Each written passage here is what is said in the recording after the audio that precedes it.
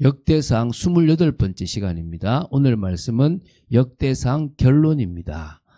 역대상 29장 26절부터 28절 말씀을 합독하고 역대상 결론에 대해서 또 중요한 특징들, 우리가 꼭 알아야 될 특징들을 나누도록 하겠습니다. 그러면 역대상 29장 26절부터 28절 말씀을 한 목소리로 합독하겠습니다. 이새의 아들 다윗이 온 이스라엘의 왕이 되어 이스라엘을 다스린 기간은 40년이라. 헤브론에서 7년간 다스렸고 예루살렘에서 33년을 다스렸더라. 그가 나이 많아 늙도록 부하고 존귀를 누리다가 죽음에 그의 아들 솔로몬이 대신하여 왕이 되니라. 아멘. 혹시 여러분 이거 읽는데 나이 많아 늙도록 부하고 존귀를 누리다가 죽음에, 여기에 혹시 관심이 갑니까? 그러지 마시고 오히려 온 이스라엘 왕이 되었다라는 개념보다는 잘 다스렸더라, 하나님의 뜻을 이루었더라, 이런 부분에 여러분들이 관심과 마음이 가지게 되기를 바랍니다. 그렇다면 여러분은 하나님이 기뻐하시는 중심을 가진 사람인 줄로 믿습니다. 자, 우리 역대상을 우리가 29장까지를 봤습니다. 다윗에 대한 이야기가 이게 줄을 이루고 있습니다. 그래서 족보도 나왔지만 솔로몬이 사울 왕이 죽게 되고, 그 다음에 이제 다윗이 이제 지금 즉위하게 되고, 그래서 이제 헤브론에서 예루살렘으로 오게 되면서 쭉 일어났던 일들, 그러면서 이제 성전을 준비하고 또 성전에 필요한 모든 것들을 다 한 후에 이제 솔로몬에게 왕위를 물려주고 나서 이렇게 끝을 맺는 내용이 역대상입니다.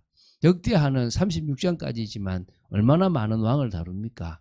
그러나 역대상은 앞에 어떤 족보 얘기를 빼면 다윗에 대한 이야기로 이렇게 되어집니다. 그 정도로 다윗이 하나님 보실 때 마음이 합한 자고 또 하나님께서 그 중심을 인정하는 자였음을 우리는 알고 있습니다. 자, 그래서 우리가 이 역대상을 통해서 좀 볼게, 첫 번째가 하나님의 구원 역사는 영원하다는 겁니다. 그래서 역대상 1장부터 9장까지가 다윗 가문을 중심으로 한 어떤 그런 이스라엘 민족, 택함받은 민족의 역사 계보를 쭉 기록했습니다. 왜 그 역사 계보가 중요하냐? 그게 바로 하나님께서 택하신 민족입니다. 뭐 형편없는 그런 사람일 수도 있지만 하나님이 택했다면 그 택함 받은 그 영혼들은 당연히 영원토록 그 택함 속에서 인도받게 되어 있습니다. 하나님은 이스라엘이라고 하는 민족과 언약을 맺고요, 당신의 거룩한 백성, 택함 받은 백성이 되게끔 하셨습니다.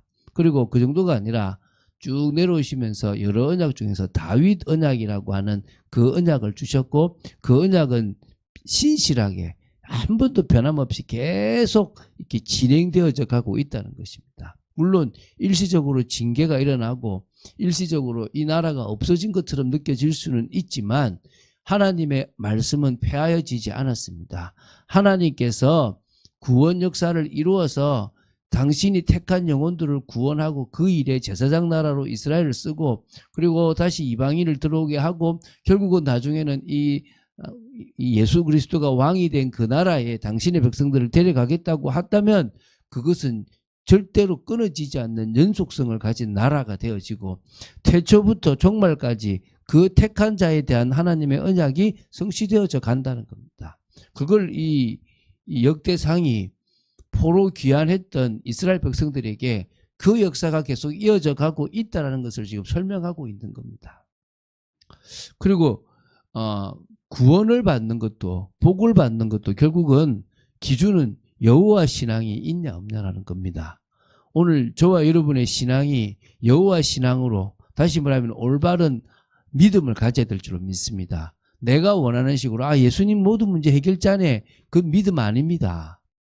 우리는 이 땅에 예수 그리스도를 우리를 위해서 죽게 하시고 부활하게 하신 하나님을 믿습니다.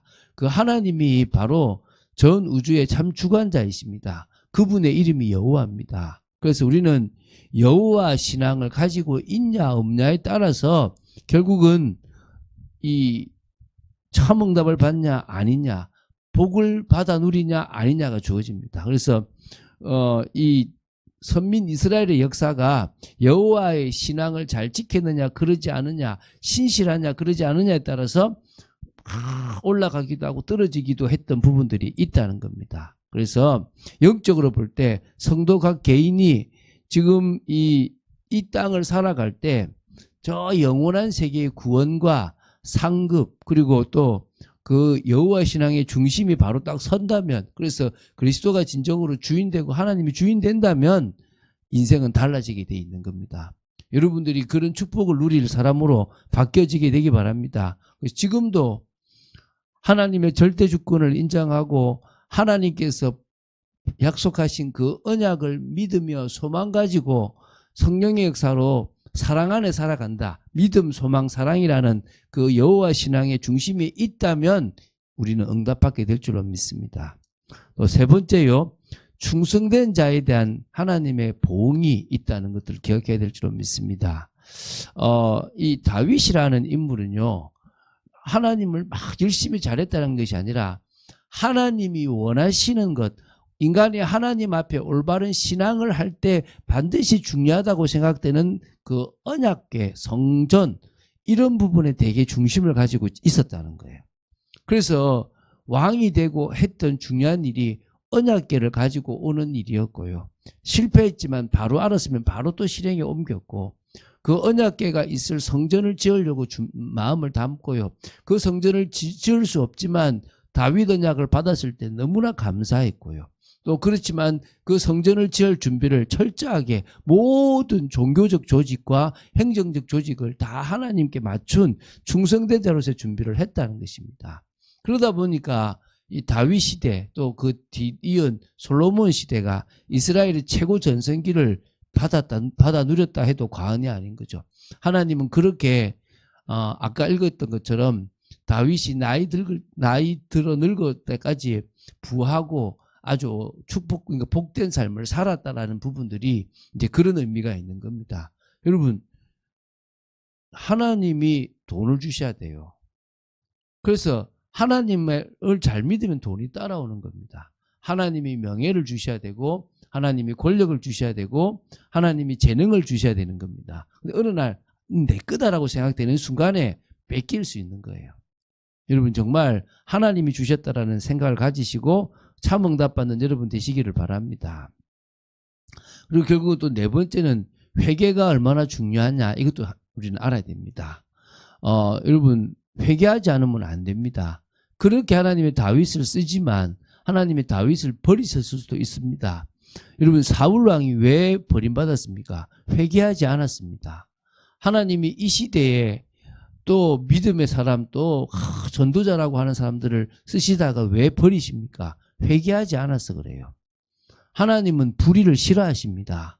하나님은 얼마나 불의를 싫어했냐, 성전이라고 하는 것을 만들어서 악이 이렇게 피 제사를 통해서 죄사함을 받지 않으면 바로 죽여버릴 수밖에 없을 만큼 공의롭고 의로우신 분이십니다. 또 되게 확고하신 분이십니다. 여러분, 대제사장도 지성소에 들어가서 죽을 수도 있어요. 그래서 밧줄을 묶고 지성소로 들어가고 몸에 방울을 달았습니다.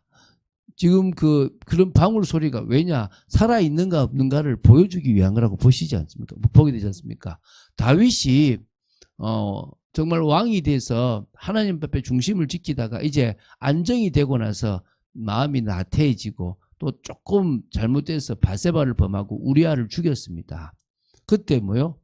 나단의 말을 듣고, 선지자의 말을 듣고 회개했습니다. 또 인구조사도 회개했습니다. 그 사이에 조금 아주 좀 고구마 같은 인생을 살았다 하더라도 진짜 성전에 대한 마음을 가진 그것이 딱 제대로 드러났을 때 다시 회복이 돼서 말년에는 하나님을 온전히 바라본 모습들이 이 역대상을 통해서 볼 수 있지 않습니까?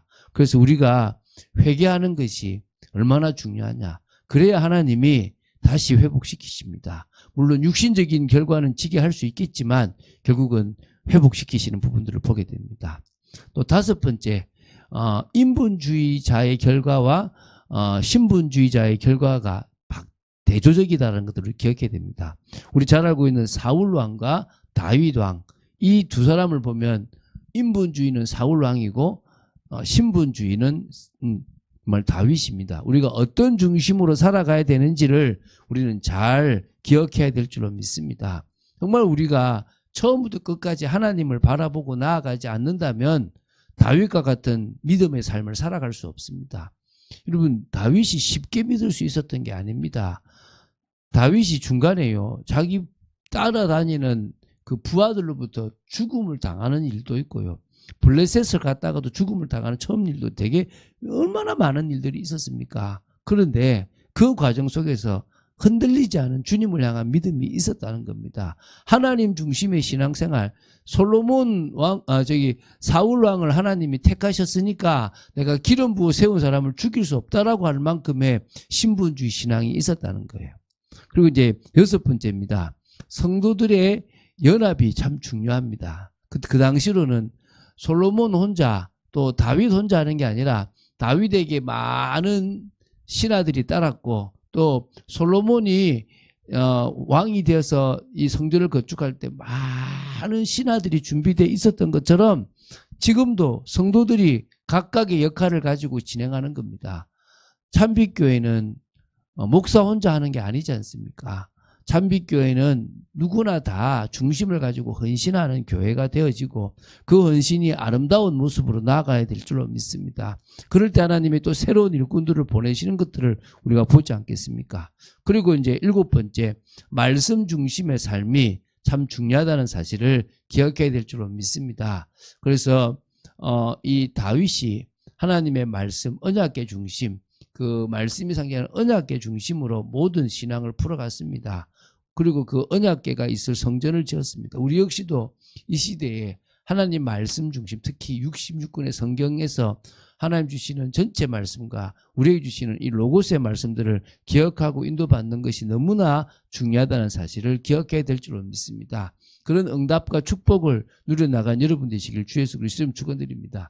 그 외에도 역대상에는 많은 것들이 있겠지만 이 정도를 깨달으면 좋을 줄로 믿습니다. 우리는 소금의 역할을 감당할 힘을 이미 하나님으로부터 다 가졌습니다. 그걸 제대로 나의 것으로 만들 수 있는 것은 어떤 중심으로 어떤 믿음으로 살아가느냐입니다. 그런 축복을 누린 여러분 되시기를 주 예수 그리스도 이름으로 축원드립니다. 주는 그리스도시요 살아계신 하나님의 아들이심을 고백합니다.